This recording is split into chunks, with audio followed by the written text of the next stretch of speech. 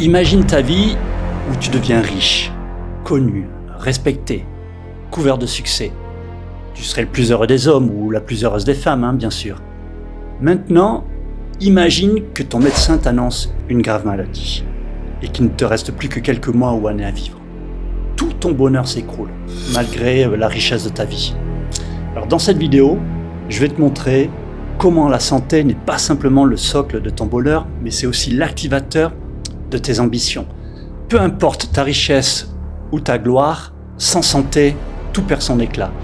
Alors suis-moi pour découvrir comment sauvegarder le véritable trésor de la vie et éviter que ton quotidien ne se transforme en une lutte incessante. La clé du bonheur, elle se trouve dans les prochaines minutes de cette vidéo.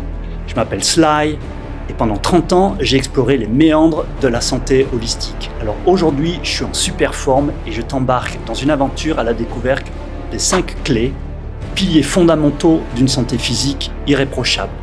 Je vais partager avec toi des secrets qui vont transformer non pas ta vision de la santé, mais aussi ta vie.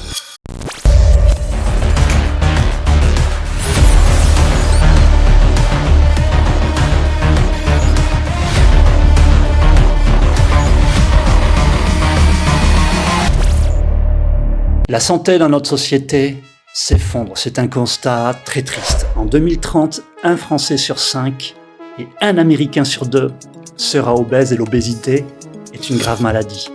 Les Américains voient maintenant leur espérance de vie diminuer de manière effrayante, disent les démographes. Depuis 30 ans, nos adolescents voient leurs conditions physiques diminuer d'année en année et beaucoup deviennent déconditionnés, c'est-à-dire sans aucune condition physique. En Suisse, le sport n'est même pas noté à l'école, contrairement aux autres matières. Le cancer ne fait que monter année après année. En France, 46% des hommes et 36% des femmes auront un cancer dans leur vie. C'est alarmant. Les maladies chroniques comme le diabète, l'hypertension, l'asthme, le mal de dos se répandent comme une traînée de poudre. Plus d'un tiers des adultes ont déclaré en 2019 souffrir d'un problème de santé ou d'un handicap de longue durée, en moyenne, dans à peu près 26 pays de l'OCDE. On fonce vers un futur où la sauvegarde de notre santé sera au cœur de nos préoccupations. Il n'y a plus de bonheur sans bonne santé. Alors, il est nécessaire de connaître les fondamentaux de la santé pour vivre heureux. Alors voici mes 5 clés d'une santé d'enfer. La désintoxication, le premier combat.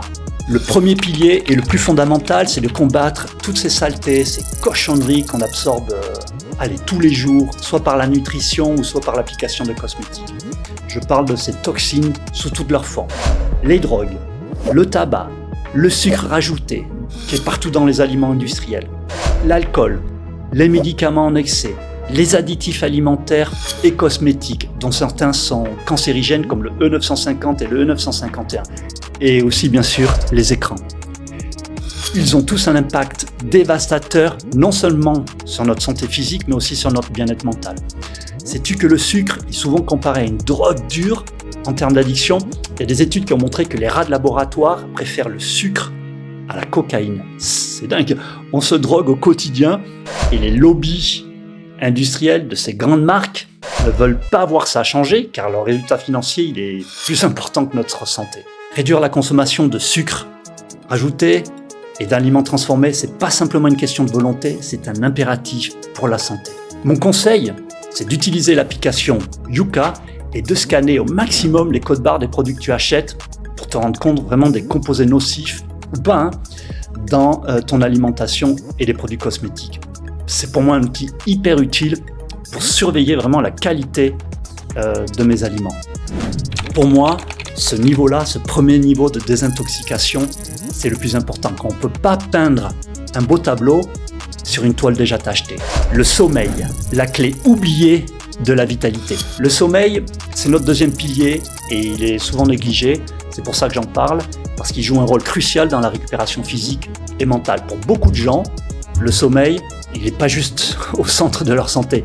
Pourtant, l'insomnie, d'après l'INSERM, toucherait 15 à 20% de la population selon les études et 9% des gens souffriraient d'une forme sévère. Il y a donc une relation qui a été mise en évidence par les études épidémiologiques entre une bonne santé et la durée du sommeil. Ces études ont aussi montré une évidence d'une diminution progressive de la durée du sommeil au cours des dernières décennies. On dort de moins en moins et ces problèmes de sommeil sont fortement associés à des risques accrus de mortalité et de morbidité. Moins tu dors, plus tu meurs tôt. La privation de sommeil, c'est un risque majeur pour la santé. D'autres études aussi ont montré qu'un sommeil insuffisant peut avoir des effets délétères comparables à ceux d'une mauvaise alimentation. Personnellement, j'ai souffert d'insomnie de manière importante dans le passé et j'ai suivi une thérapie qui m'a énormément aidé, qu'on appelle une thérapie cognitivo-comportementale. Et ça grâce à la clinique du sommeil à Lausanne. Le principe était assez simple, c'est limiter le temps passé au lit à 6 heures pendant plusieurs semaines, en fait 3 mois, pour forcer mon organisme à optimiser ce temps assez court. C'était une expérience difficile, mais qui a extrêmement bien marché. Alors je te mets un lien dans la description. Si toi aussi tu souffres d'insomnie, tu ne sais pas trop quoi faire. Mon conseil ici, c'est d'utiliser ce genre de capteur de santé. Moi, j'en ai un qui s'appelle Whoop et qui mesure mon sommeil profond et la variabilité de ma fréquence cardiaque, qui sont 2 indicateurs essentiels d'une récupération et d'un bon sommeil. Quand j'avais mes insomnies, j'avais à peu près que 5 à 10 minutes de sommeil profond par nuit et grâce à la thérapie que j'ai suivie, je suis passé entre 1h et 1h30. Un bon sommeil, c'est pas juste une pause, c'est la fondation d'une santé de fer. La nutrition, c'est bien plus qu'une question de calories. Il s'agit de nourrir notre corps avec ce qu'il y a de plus naturel et de plus nutritif. Moi, j'aime bien imaginer mon corps comme une maison en construction, où chaque aliment que j'insère, que je consomme, c'est une brique. Une brique qui soit fait grandir ma maison, soit renouvelle une vieille brique à remplacer. Si j'utilise des briques solides et de qualité, comme des aliments sains et nutritifs, ma maison sera robuste, résistante aux intempéries ou aux tempêtes de la vie. En revanche, si j'opte pour des briques dans un matériau de mauvaise qualité, comme des aliments transformés, des plats préparés, chargés de sucre et de graisses malsaines, eh bien les fondations de ma maison seront fragiles et vulnérables aux aléas du temps. Donc en choisissant des aliments de qualité, je fournis à mon corps le meilleur ciment possible pour construire et maintenir une forteresse solide et durable, comme nos châteaux du Moyen-Âge encore debout. Les études ont montré que les régimes riches en aliments transformés sont liés à une augmentation de maladies chroniques. Donc privilégie une alimentation riche en légumes, en fruits, en céréales complètes et protéines de qualité. Réduis les aliments transformés. Mon conseil ici, mon expérience, elle est simple, c'est mange quand tu as faim. Pas simplement parce que c'est l'heure de manger. Souvent, les émotions négatives ou le stress de la vie nous poussent à ingérer quelque chose pour compenser notre frustration. Écoute ton corps et mange. À chaque fois que tu mets quelque chose à la bouche, demande-toi si tu fais un pas vers la santé ou un pas vers la maladie avec cet aliment. Ensuite, mange en conscience. Et si tu sais que ce que tu manges n'est pas sain, fais-le en connaissance de cause. Le sport, c'est le 4e pilier et c'est bien mieux que l'exercice.